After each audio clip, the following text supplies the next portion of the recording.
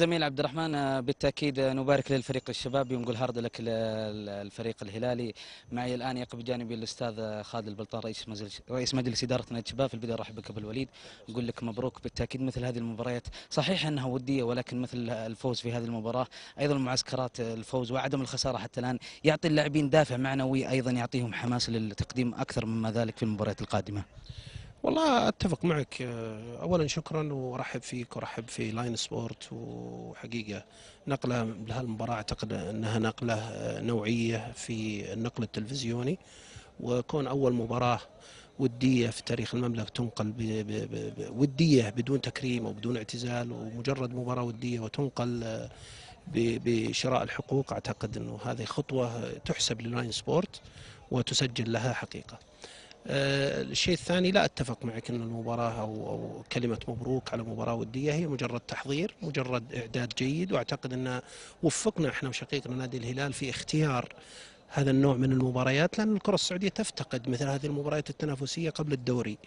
ما أعرف، كنا ممكن حساسيات في البدايات أو كذا، لكن أعتقد وعي إدارة الهلال وإدارة الشباب المشترك بأنه مثل هذه الأمور يجب أن نكسر حاجزها. ويجب، وأنتم شفتوا اليوم مباراة حقيقة كانت معدل تنافسي عالي، وكانت حماس حتى آخر دقيقة، وهذا هو المطلوب بحيث نكون احنا والهلال نجهز بطريقة أعلى من المعدل اللي المفروض فيه. احنا اليوم تقريبا في الأسبوع الرابع من الإعداد، وصلنا لمرحلة جاهزية عالية، والمدرب راضي وإحنا راضين. أعتقد أنه إن شاء الله ومشيئة الله راح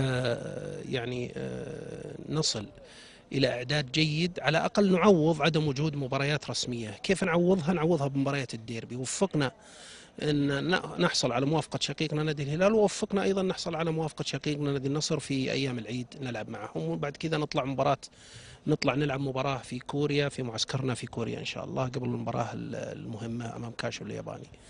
أعتقد مباراة اليوم جرب الفريقين والمدربين جربوا جميع لاعيبتهم، أشركوا العديد من اللاعيبة، مجموعة من الخطط. أعتقد أنهم وفقوا. كانت جميلة وفاز فيها فريق الشباب ويستحق هذا الفوز، وأيضا الهلال كان يستحق الفوز. مش مهم النتيجة حقيقة، المهم أنه وصلنا لمرحلة جيدة من الإعداد في مباراة كانت تنافسيها عالي، والحمد لله وفقنا فيها. أبو الوليد، دعني أعود لبداية حديثك عن النقل التلفزيوني. أنت ضمن لجنة الحقوق النقل التلفزيوني، أعتقد اجتمعتم قبل يومين مع الأستاذ أحمد عيد رئيس الاتحاد السعودي. لا أستطيع التصريح على هذا الموضوع. طيب نرجع للمباراة.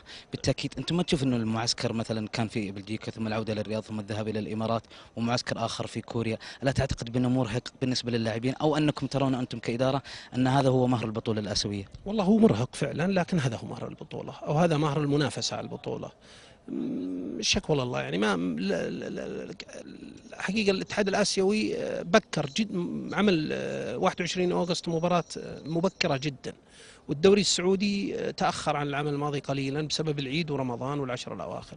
فمن الطبيعي أن على الأقل نعملها بهالدورات وبهالمعسكرات. لما نروح لليابان أعتقد اختلاف الوقت واختلاف التوقيت واختلاف، لابد أنه نروح قبلها ب5 ب6 أيام نعمل معسكر إعدادي بسيط للمباراة. هو معسكر لابد منه. فأعتقد أنه كل الأمور انضبطت بالضبط الصحيح وبالمعدل اللياقي حسب ما يريد المدير الفني. مديرنا الفني السيد ميشيل برودوم يرسم كل شيء ونحن ننفذ. هذا حقه وهذا حقنا، أن احنا نحاول أو نسعى إلى مواصلة المنافسة في كأس آسيا إن شاء الله. أتمنى لكم التوفيق بإذن الله. شكرا. إذا كان هذا حديث الأستاذ